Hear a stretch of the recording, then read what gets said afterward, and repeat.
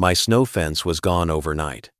And the very next morning, the wind started shrieking, like the storm was laughing right in my face. I stood still at the edge of my driveway, staring at the boot prints pressed into the thin layer of snow, like evidence left by someone who had done this with complete confidence. Not the rushed footprints of someone heading to work at dawn. These were slow, deliberate steps, like the person wanted me to see them. The edge of the snow fence mesh had been yanked loose. The metal stakes leaned over.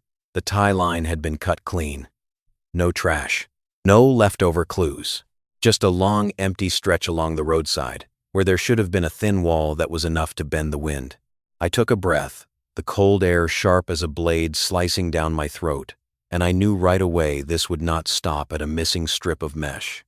In a neighborhood with an HOA, everything gets turned into a story. Someone will tell that story before you do. And when the story is told in the right voice, it becomes a verdict. I moved here for peace. I used to live in places where the sounds at night were not caused by wind, but by something else. Places where you learn to sleep with one eye open, learn to check the door twice, learn to get up without making a sound. And yet today, what tightened every muscle in my body was not the old kind of danger. It was something softer, thinner, but it clung longer. Something called community standards. I built that snow fence because I know the wind in this region. I did not build it to look pretty. I built it to survive. The wind here does not just blow, it claws. It gathers snow the way it gathers sand. It pushes it into towering white walls that block people in.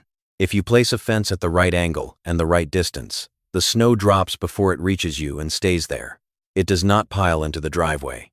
It does not bury the walkway. It does not create slick ice at the entrance. I measured. I lined it up. I kept it neat, low, and a neutral color.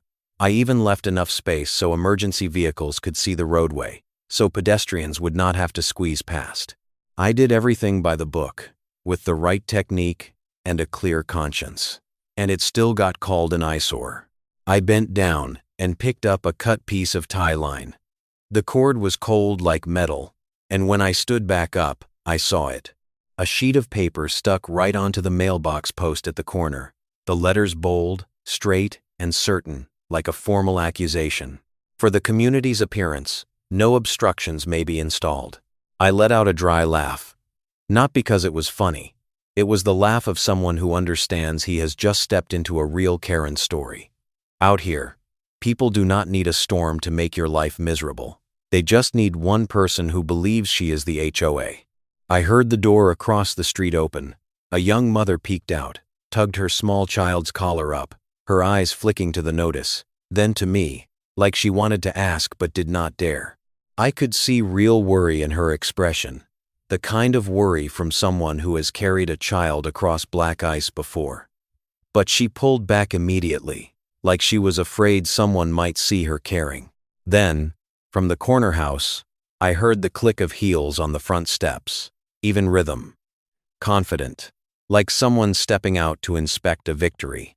She appeared in a bright coat, hair slicked and polished, a coffee cup in her hand like a scepter. Her phone was already raised, the camera aimed straight at me. Her smile was thin, cold, and so familiar I did not need an introduction.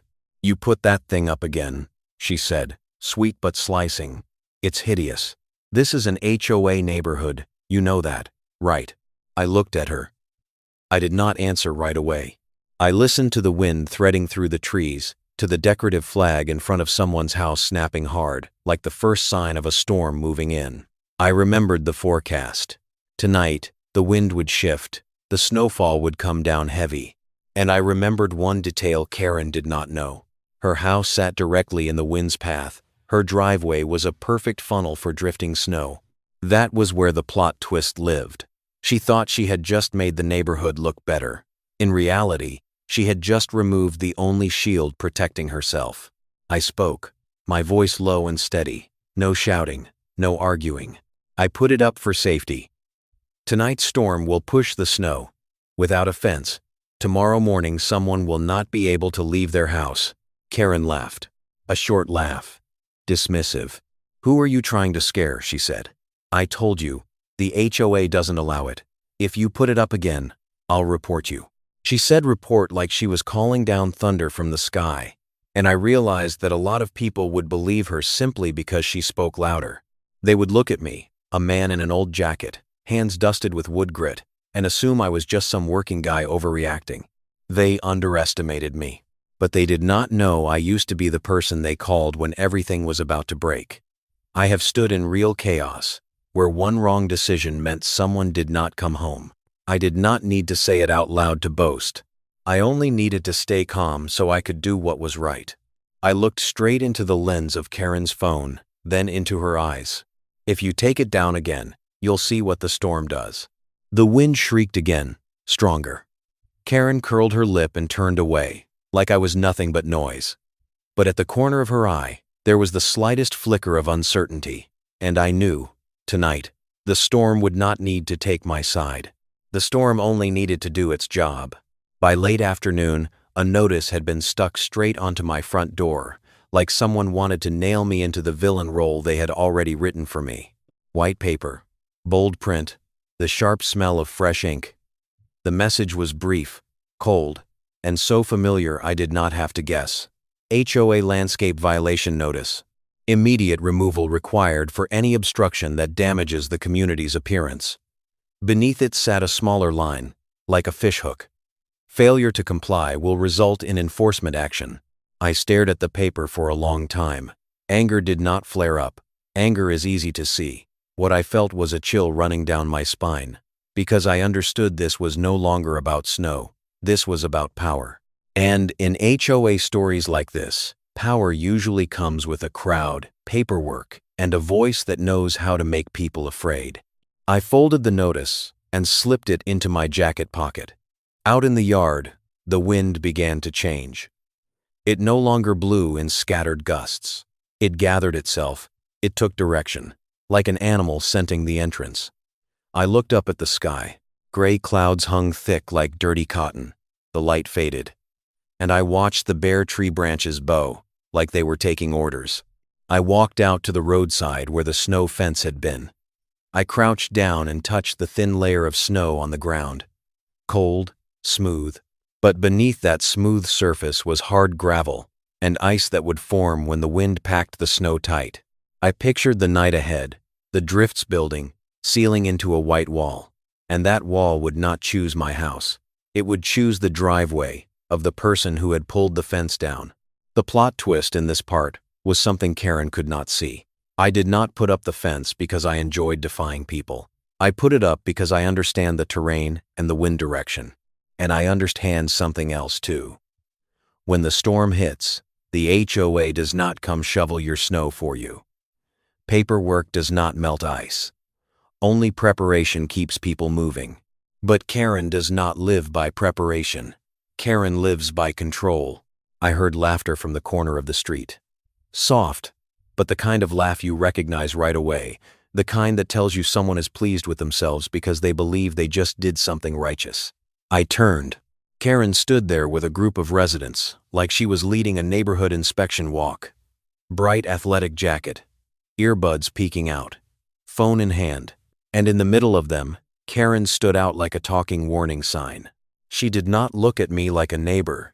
She looked at me like an item to be handled. And she spoke loud enough for the people with her to hear clearly, like she was presenting a resolution. "He just moved in and he's already putting up ugly junk. If everyone does whatever they want, this place will turn into a landfill. The HOA has to teach him what standards mean." I saw a young man laugh along. The kind of laugh you give just to keep things easy. I saw a mother pull her child closer, her eyes flicking toward me and then away. I saw an older neighbor at the back of the group, hands in his coat pockets, face cold, not smiling. His eyes were on Karen like he was watching someone dig a hole without realizing it. I stepped forward. Slow. I did not want them to see me rushing. Rushing looks weak. I stopped a few steps away. My voice calm. "Tonight's storm will be heavy. The wind will push the snow this way." I set the fence so the snow drops before it reaches the driveway. "If you take it down, by morning a house will be sealed in." Karen curled her lip like I had just told a fairy tale. You're trying to scare people. You think you're an expert. I looked straight at her. I did not need to show credentials. I did not need to recite my past. But I could feel something in the air, the way the crowd was waiting for me to either lower my head and apologize, or snap so Karen could slap a label on me. I chose a third option. I spoke, each word tight, like a nail driven in. I'm not scaring anyone. I'm warning you. Karen stepped forward, like she wanted to crowd my face and win by distance. We don't need your warnings here. We have an HOA. I will file an official report.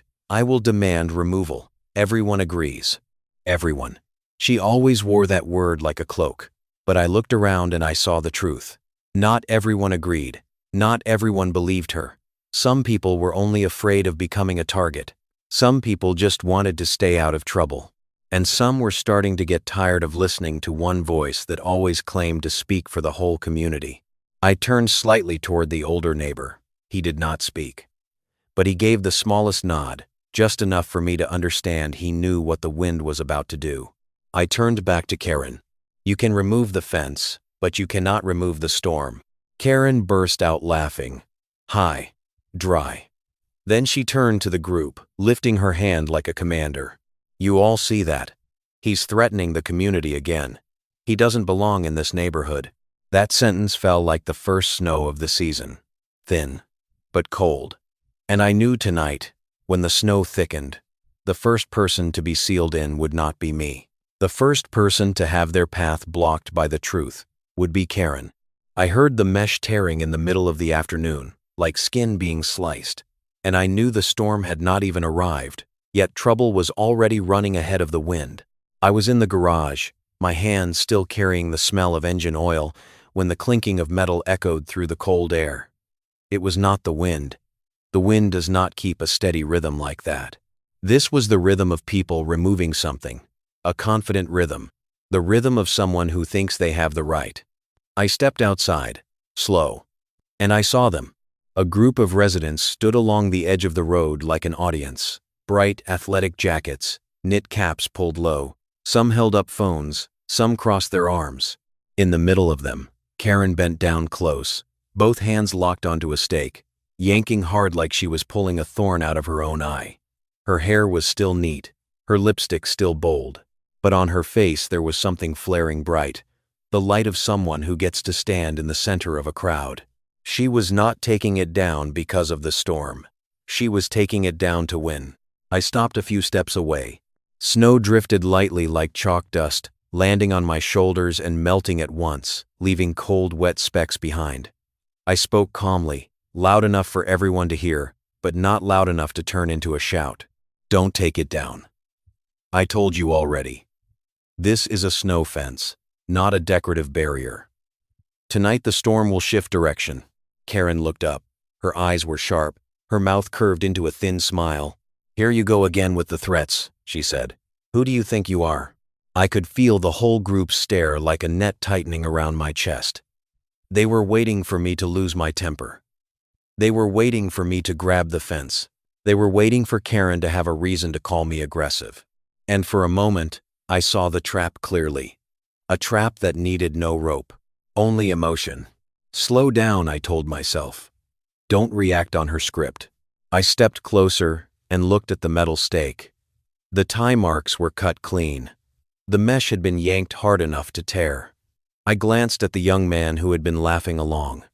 He avoided my eyes. He was not cruel. He just wanted to stand on the safe side so he would not become the next target. And the young mother holding her child looked at me quickly, then looked down, like she felt ashamed. In her eyes I saw real fear. Not fear of the storm. Fear of being named by the HOA. Karen lifted the mesh like a trophy. You all see that, she said. It's an eyesore.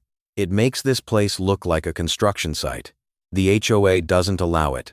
A few people nodded out of habit, like they were nodding along with their own fear. But the older neighbor at the back of the group stepped forward one pace. He did not speak. His cane tapped lightly on the ground. Thunk. A small sound, but it made people turn their heads. Karen flicked her eyes at him, then swung back to me, her voice higher now, faster, like she wanted to pull the crowd back onto her side. Listen to me. You're new here. You don't understand. There are standards here. You can't just do whatever you want. Standards. That word again. It dropped like a cold stone, but it did not feel heavier than the wind rising behind the trees. I looked up.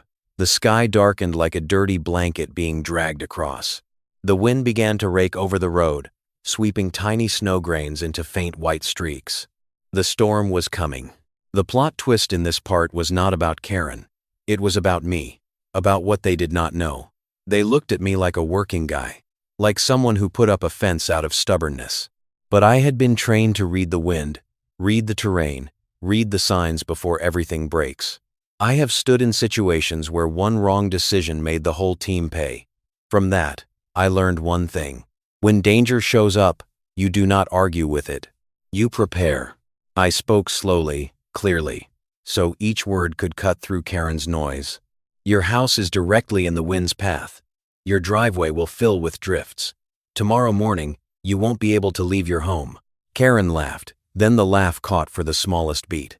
Just one beat. But I saw it. Because she has lived here long enough to know a blizzard is not a joke.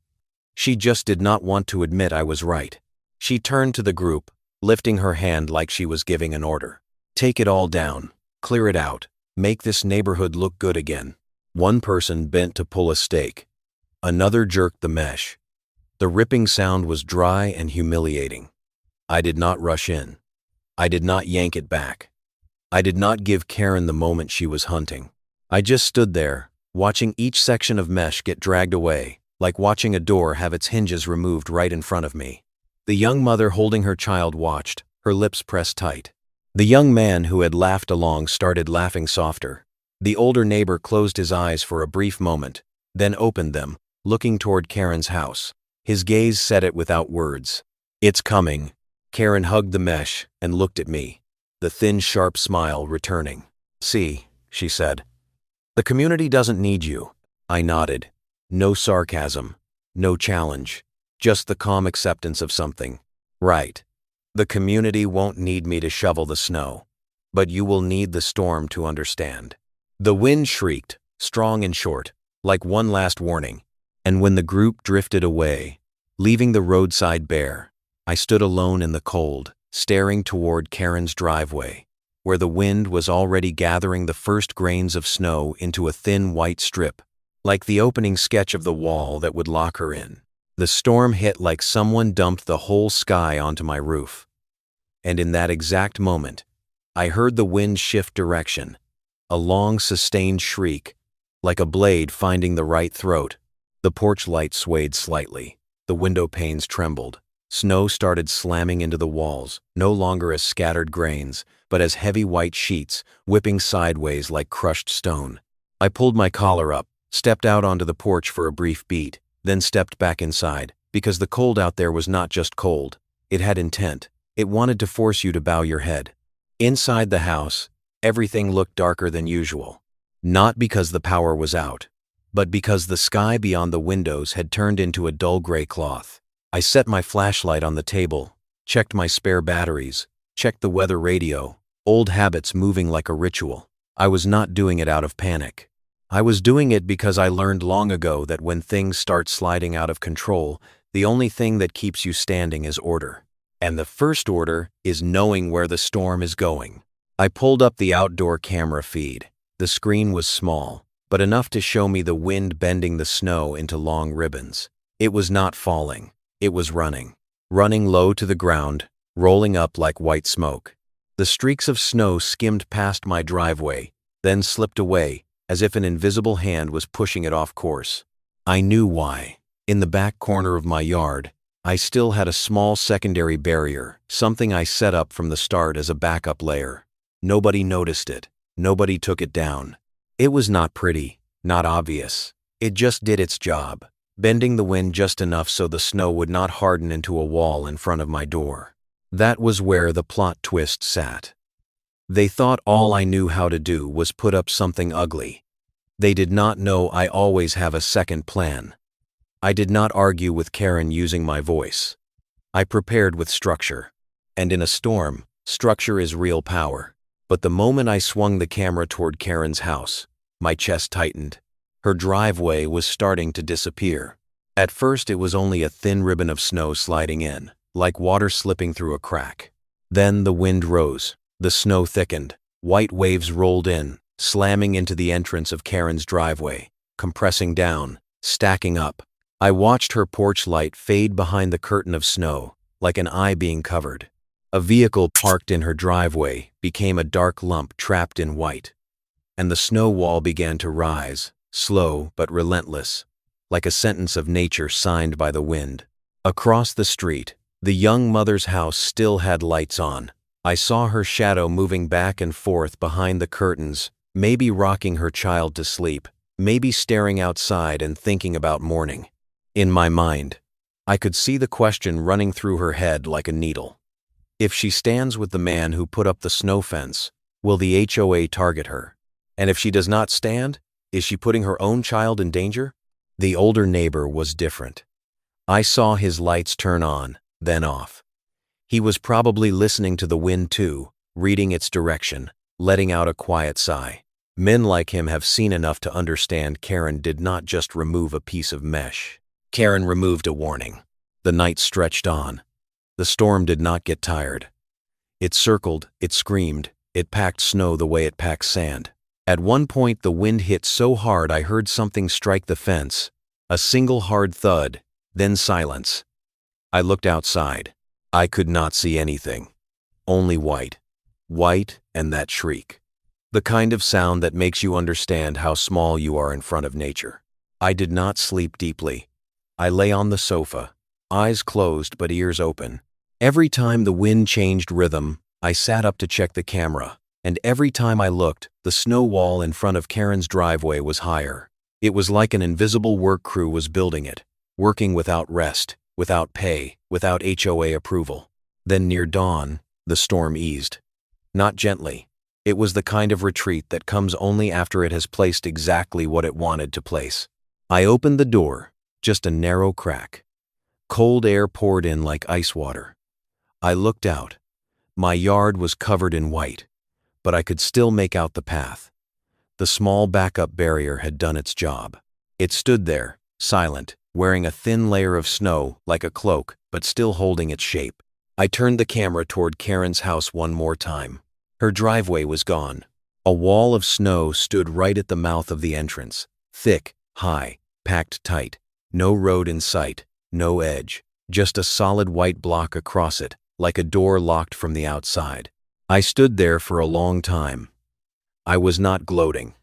I only felt my heartbeat slow, like the storm had spoken a sentence for me that I no longer needed to say. Karen had removed what she called an eyesore. And tonight, nature had built something far uglier, but perfectly functional. A cold, straight lesson, with no negotiation. Somewhere in the neighborhood, people were starting to wake up, and I knew when the sun came up, the first scream would not be from the storm, it would be from Karen. Karen's scream tore through the morning like shattering glass. And right after it, the whole neighborhood went quiet, a silence colder than the snow. The sun had just cleared the horizon, its light spilling over the deep drifts like salt poured into an open wound. Everything was blinding white, but nothing about it looked like a postcard.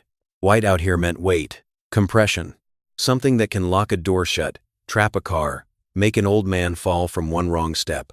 I was shoveling my own walkway, keeping a steady rhythm, straight lines, the way I do everything.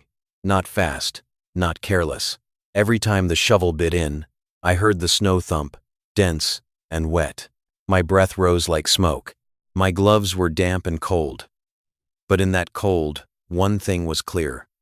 My driveway still had a way through, not wide, not spotless like it had just been plowed, but enough for a vehicle to get in and out. The small backup barrier had done its job overnight.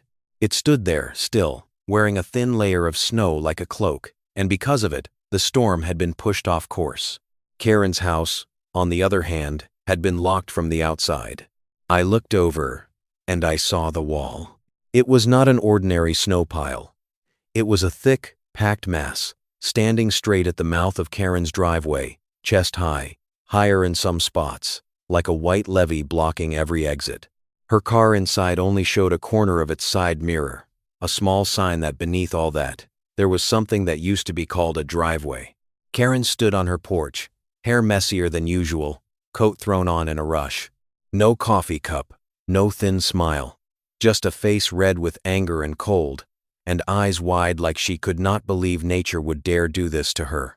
She stomped down, boots sinking into snow to her ankles, then halfway up her calves. She drove her shovel into the snow wall. The shovel bounced back. The snow was hard as stone. Karen stabbed again. This time the blade bit in a little. Then a whole slab collapsed, heavy like a slap. She screamed, "Is anyone there? Help me." Nobody rushed out. The neighbor's door stayed shut. The curtain across the street twitched once, then went still. People were watching, people were listening, but nobody stepped outside right away. Not because they were cruel, because they were tired. Tired of the last few days, of Karen speaking for the community, of Karen using the word HOA like a club to knock other people around. And now that the storm had swung that club back onto Karen's own head, the community chose to stand still. Karma is not always lightning. Sometimes karma is the absence of the hands that used to run over the moment you gave an order. Karen turned toward my place. She saw me shoveling, and in her eyes something flashed that looked like hope, then instantly hardened into a demand. "Hey, you," she said. "What are you standing there for? Help me. This is a community safety issue." She said the last part like a password, like if she used the right phrase, the whole neighborhood had to obey. But today, that phrase landed on the snow like a useless stone. I paused with my shovel. I walked to the edge of the road, not stepping onto her property. I kept enough distance to be polite, but not enough for her to drag me into her anger. I looked at the snow wall, then at Karen. "You're the one who took the snow fence down." Karen flinched, like I had touched a bruise. "That has nothing to do with this. This is a storm. A storm is a natural disaster. You have to help."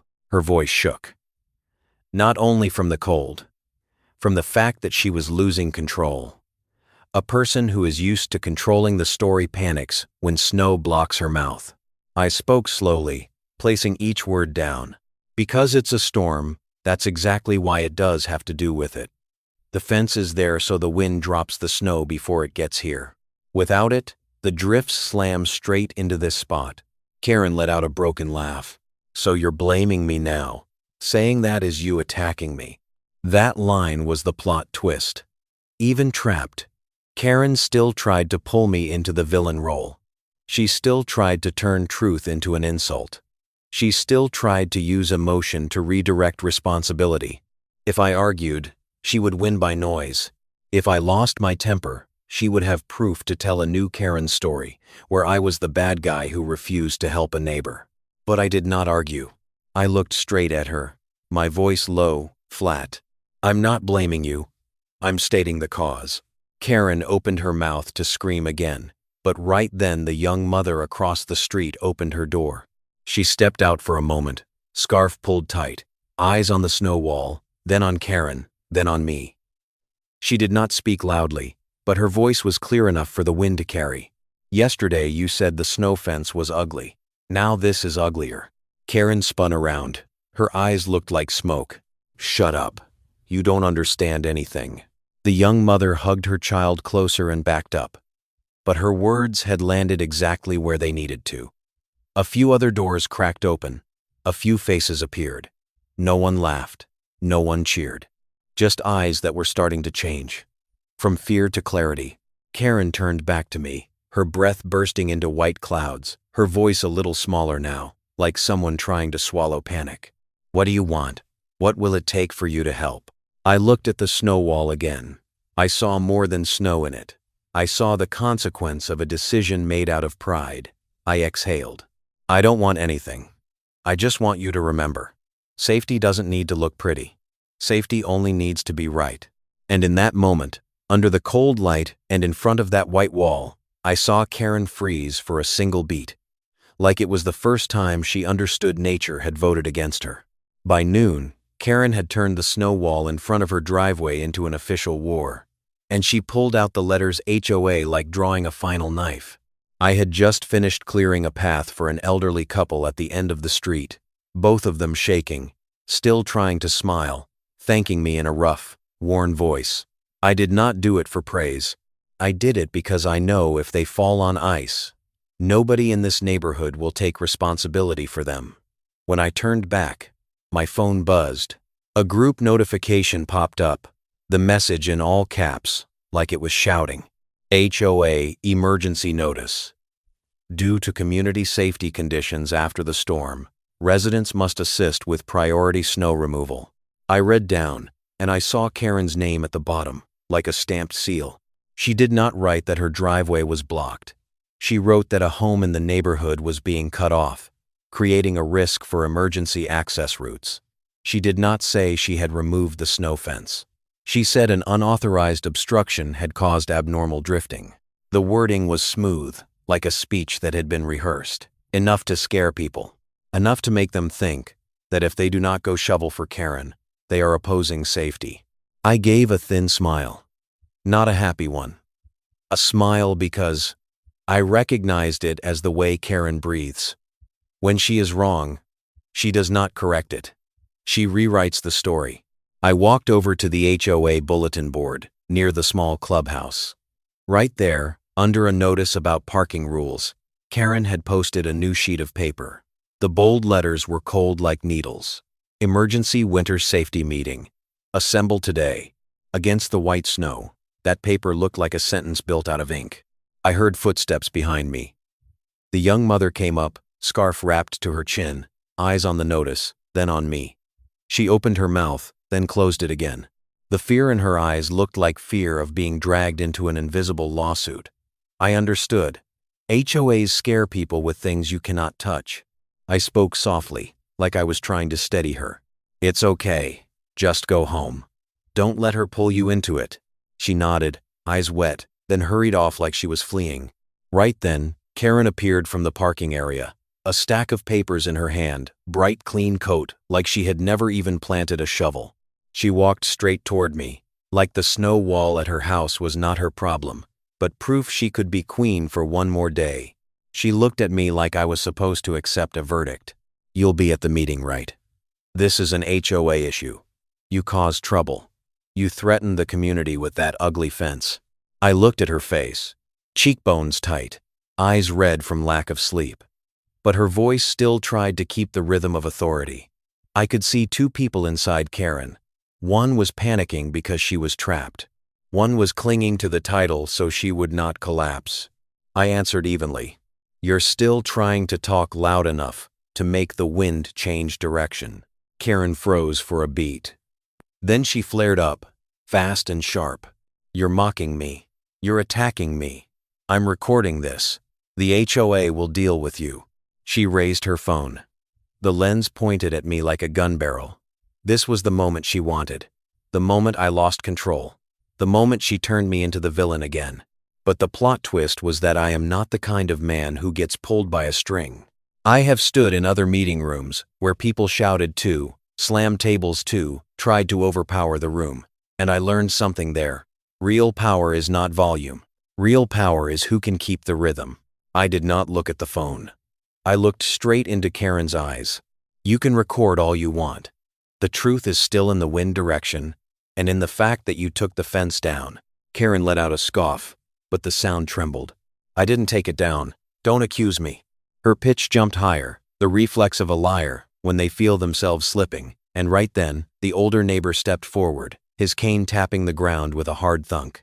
The sound made both Karen and me turn. He looked at Karen, tired eyes, but sharp. I saw you take it down. I saw you order people to take it down. Stop talking. The air seemed to freeze. Karen blinked fast, then snapped toward him, her voice sour. You're old. You saw wrong. You hate the HOA. That's why you're saying that. The older neighbor did not back up. He stood straight, like a man who has had enough. I don't hate the HOA. I hate people who use the HOA as an excuse to bully others. That sentence dropped like a slab of ice. It was not loud, but it was heavy. I saw a few people farther away stop and look toward us.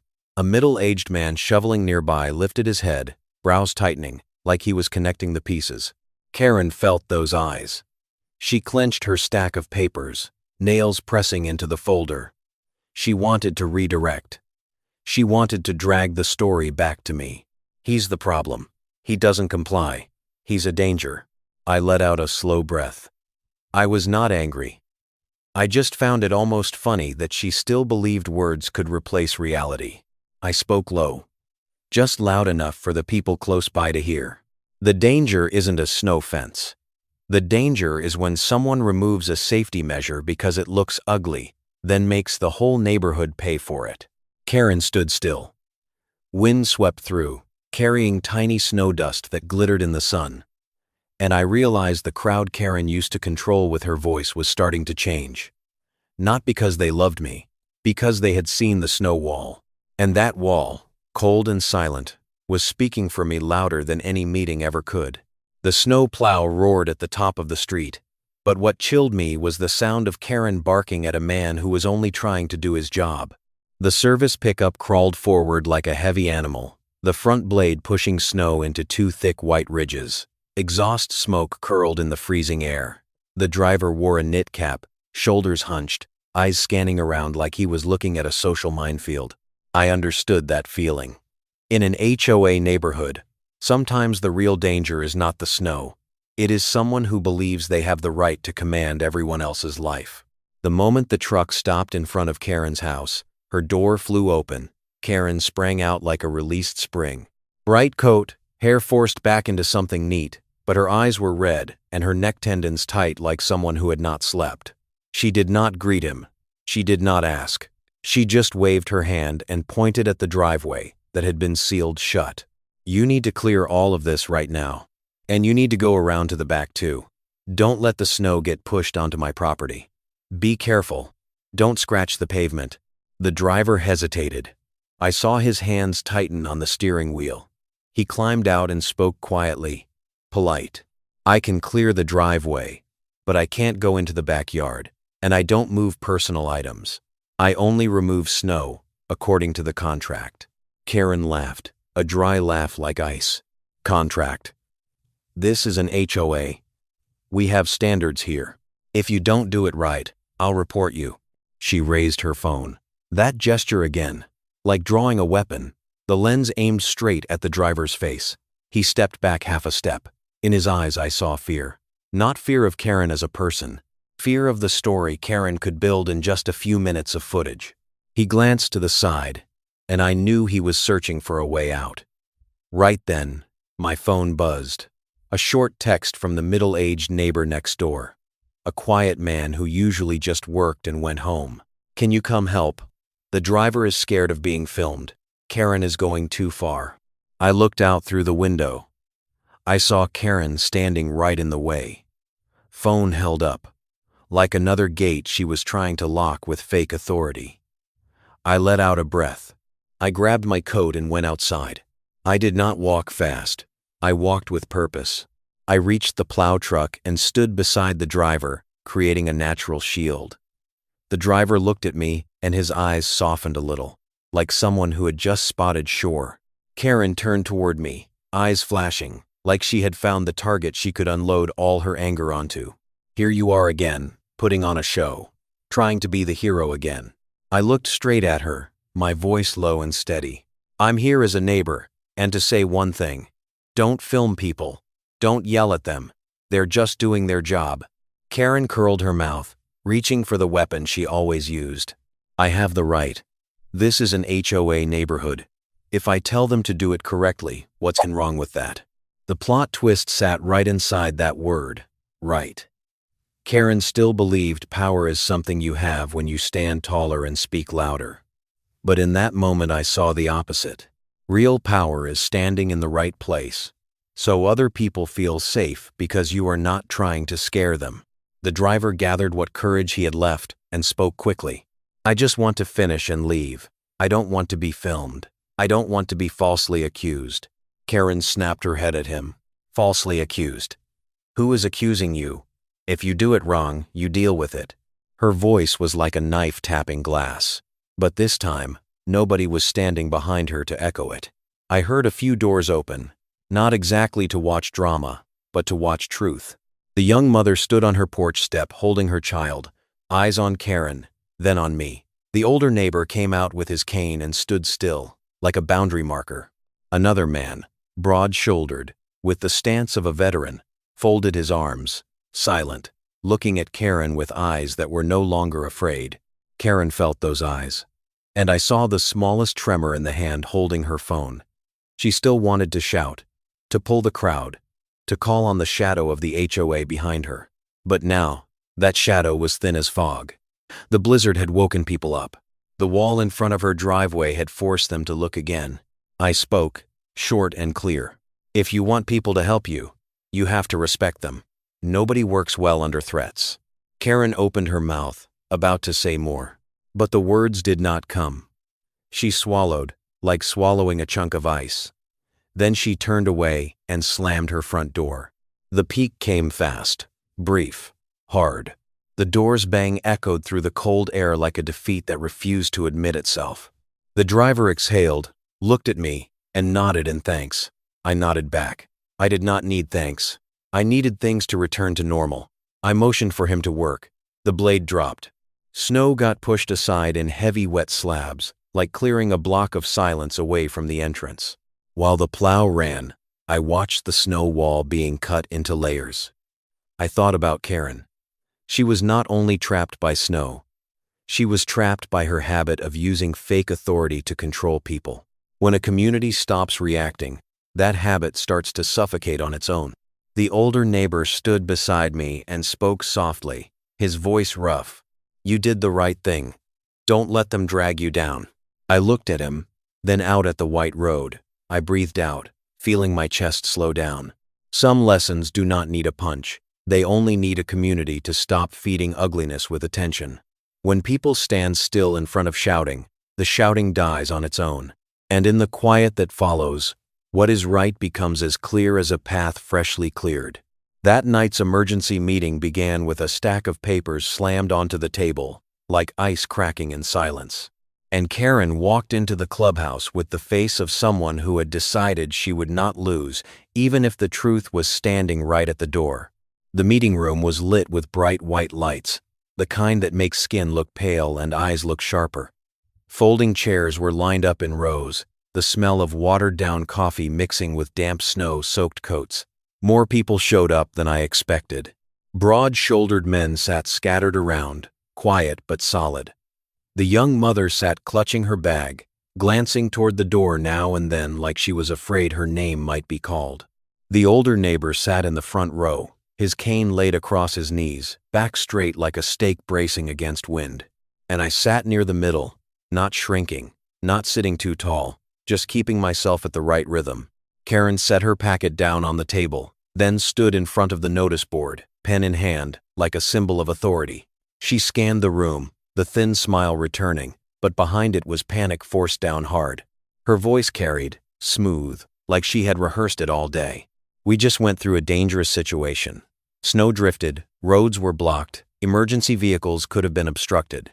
And the cause was unauthorized obstructions, built against HOA standards, creating abnormal snow flow. Each sentence landed evenly. Heavy. She was trying to change the wind with words. She was trying to turn the snow wall in front of her house into proof that I was wrong. A wave of murmurs rose. I heard a middle-aged man whisper. The snow drifted into her place, not his. Someone else answered, but she took the fence down. Those quiet sentences fell like snow, thin at first, then thicker when the wind does not sweep them away. Karen heard it, and she sped up.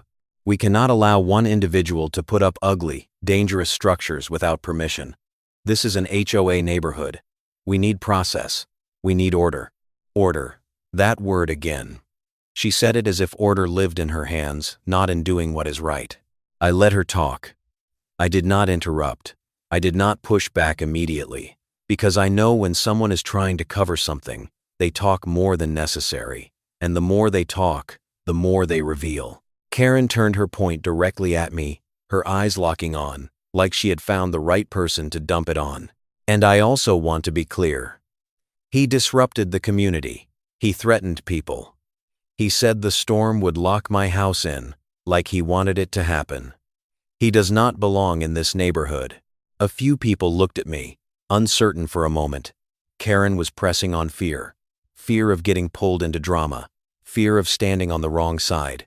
This is how Karen stories usually go, and I knew many people would rather stay quiet to keep their peace. But the plot twist in this part was not that I had evidence. It was the way I stood up. I rose slowly. No jerking. No chair banging. I stood like I was facing another kind of storm, feet planted solid on the cold tile. The room naturally went quiet, because when you do not rush, others are forced to slow down with you. I spoke, my voice low, each word clear. I did not threaten anyone. I warned you, and I warned you because I built that snow fence correctly. Karen gave a short laugh, trying to cut me off with sound. Correctly, she said. And who are you to say what's correct? I held her gaze. And here, I was not bragging. I was only letting the truth show just enough, like light breaking through cloud. Before I moved here, I worked in risk and safety planning for severe weather. I have made response plans for wind and snow that can trap people in. I do not need applause. I only know what happens when people treat preparation like it does not matter. The room went quieter. I saw a few broad-shouldered men look at me differently, like they realized I was not just a working guy. I saw the young mother swallow hard, her eyes softening because someone was finally speaking with reason, not fake authority. Karen blinked fast.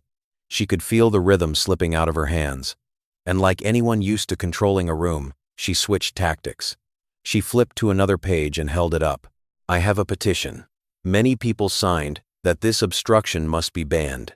The older neighbor tapped his cane on the floor. Thunk.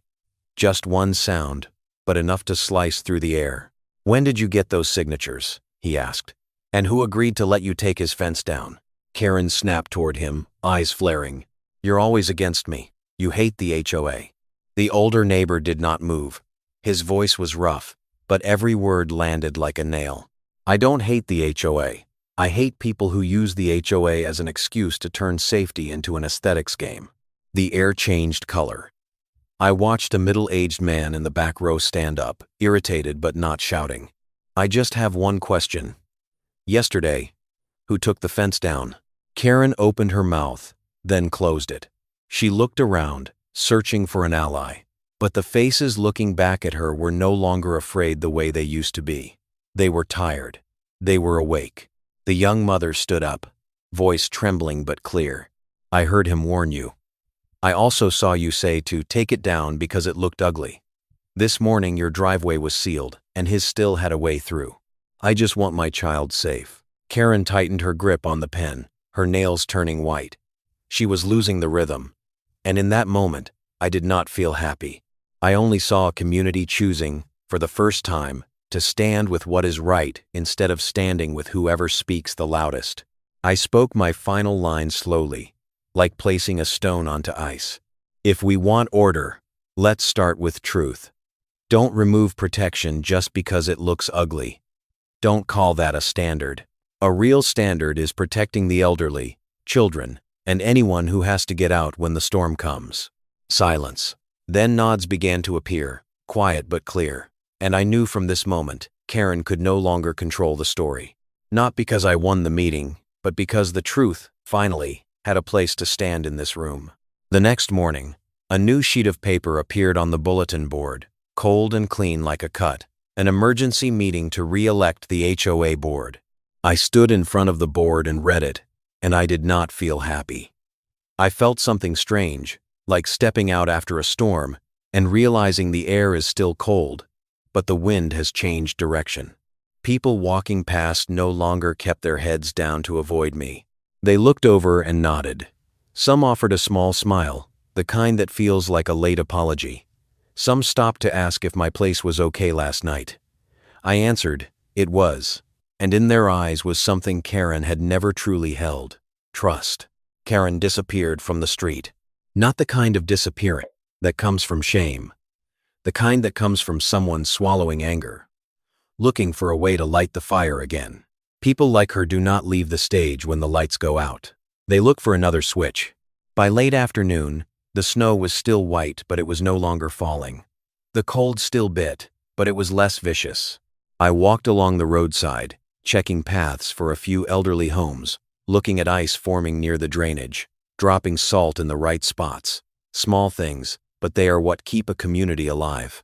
I heard slow-moving vehicles, the clack of shovels, people calling out to help each other. This place was starting to feel like a real neighborhood, not a stage. Then Karen came back. She showed up at dusk, standing right beside the section of snow fence that had been removed yesterday, holding a roll of old mesh and a brand new shiny padlock. She did not shout. She did not film. She did something more dangerous. She tried to fix the story with action, like changing the evidence could change the cause. I was nearby, securing a section of backup mesh for the older neighbor's place. I heard the metallic clink, the sound of someone trying to prove they still control something. I looked up and saw Karen bent low, fumbling with the padlock on the stake, like a thief dressed for a party. I walked over. Slow. I stopped a few steps away. "What are you doing?" Karen snapped her head up. Her eyes were still sharp, but that sharpness now felt like a chipped blade. "I'm restoring order. This is community property. The HOA will manage this again. You can't put it up on your own, and keep it on your own." She spoke as if the blizzard had never happened, as if the snow wall in front of her driveway had only been a misunderstanding, as if last night's meeting had not stripped her of her footing. The plot twist was that this time, she had no crowd to borrow strength from. Only cold wind, hard snow, and eyes that had finally woken up. I looked at the padlock in her hand, brand new. Pretty. Meaningless. I looked straight at Karen. "Nobody asked you to replace it." Karen gave a scoffing laugh, but it snapped, like a stick broken too far. "They don't need to ask. I represent them." That line used to be magic. Say it. And people nodded. But now it landed on the snow like a counterfeit coin. No one bent to pick it up. Footsteps came from the internal road. Not one person. Many. Different rhythms. But all heading this way. The older neighbor led, his cane tapping the ground, steady and hard. Beside him was the woman who handled HOA records, usually quiet, but when she spoke, her words hit like nails.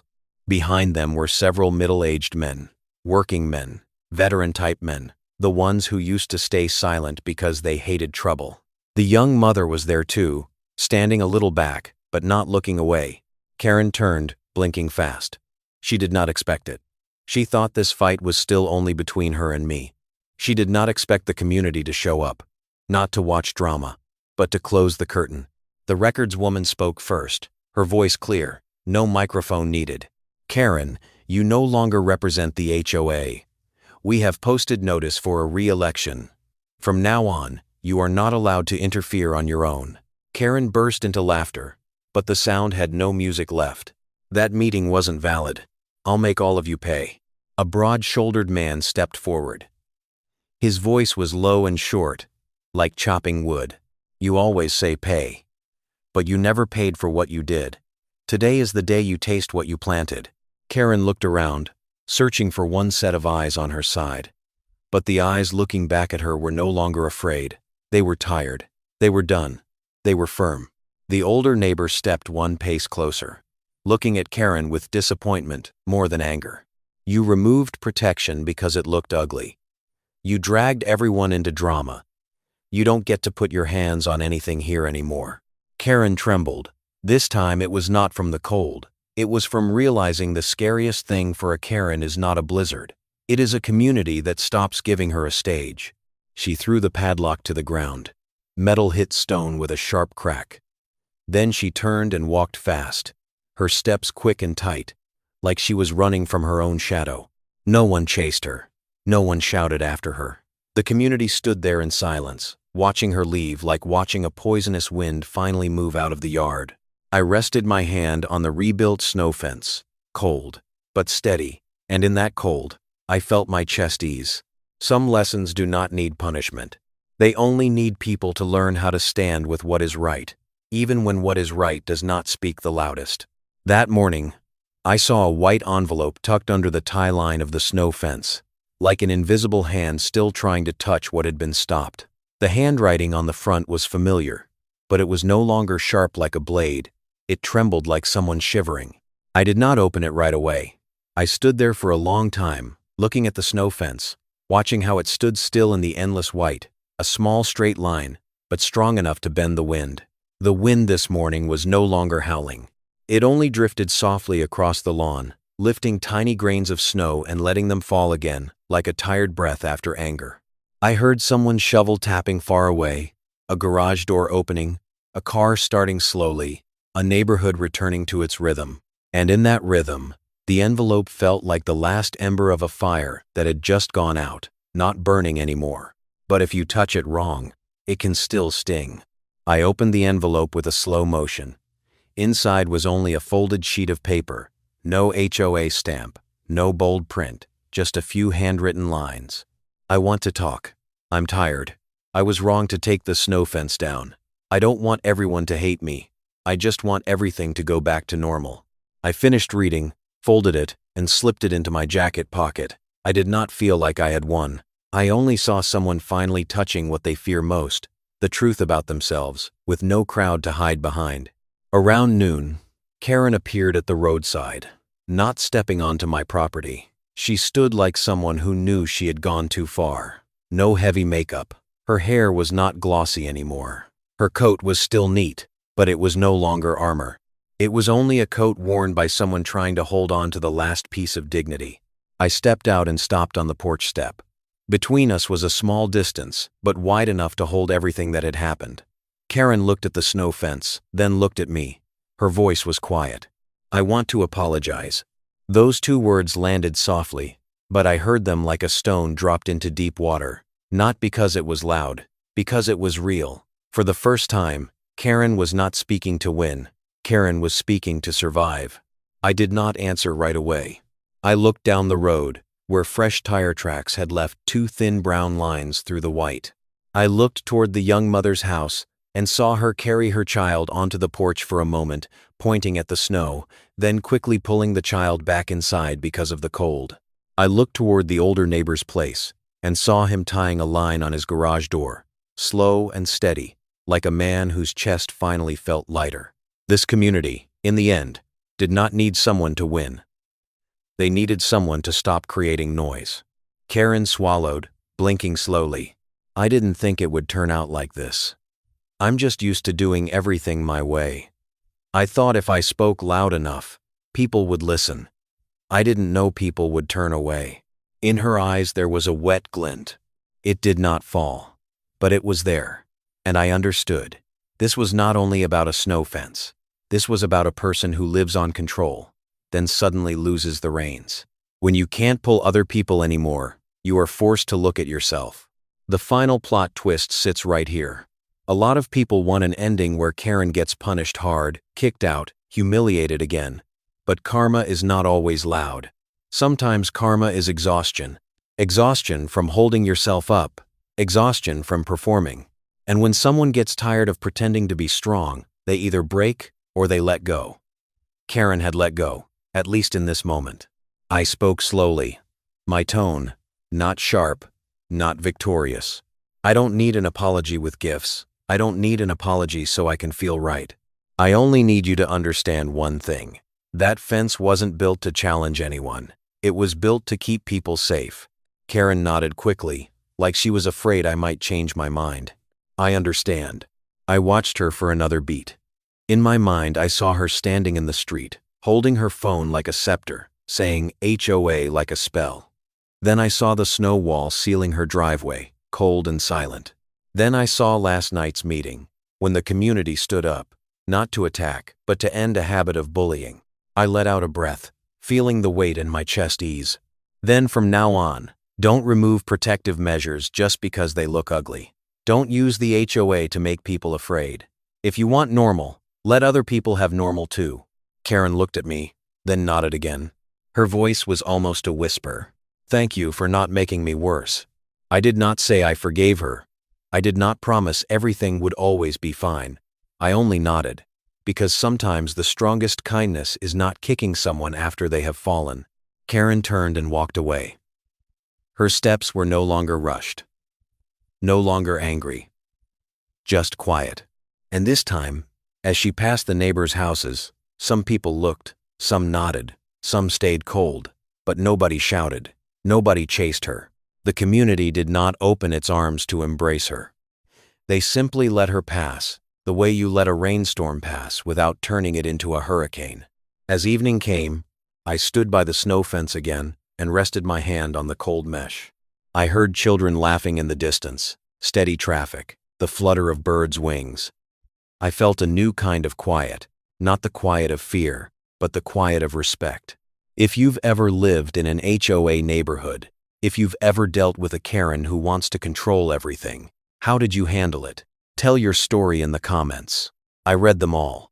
And if you want to hear more HOA stories, Karen stories, HOA Karen stories, like real-life Reddit-style stories, remember to hit like and subscribe so I can keep telling them, because the next story might sound just like the neighborhood you once lived in.